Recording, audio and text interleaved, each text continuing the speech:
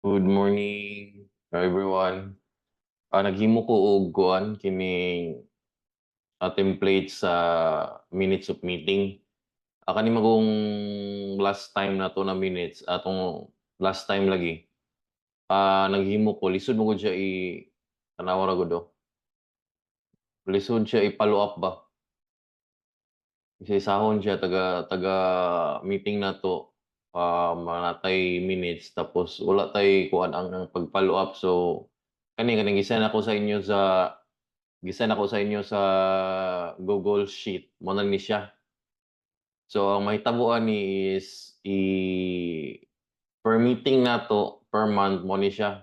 Kani kung nakita ninyo akong mousepad, mouse clicker. So pareha ni last na 'to na meeting sa Premiere katong June, puwede ra na nato ni siya ma-click dinhi.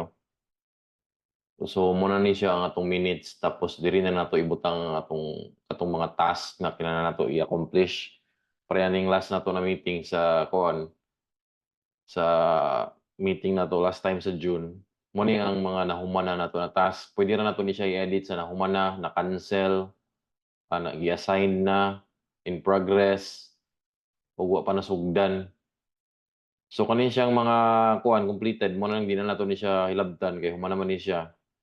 So mas dali ang flow man gud sa kuan sa kaning mga kinahanglan nato himuonon kung nabutang siya sa isa lang ka area ba.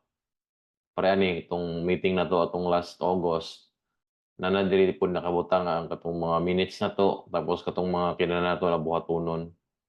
So every time na mag-follow up ta, tan-awon lang nato siya diri sa isa siya ka file tanan. So sunod na 'to meeting diri na pod. So kani siya trabaho ni siya sa secretary. Mao ni siya. I-check lang ang kuan Google Sheet na akong gi-send sa GC. Thank you.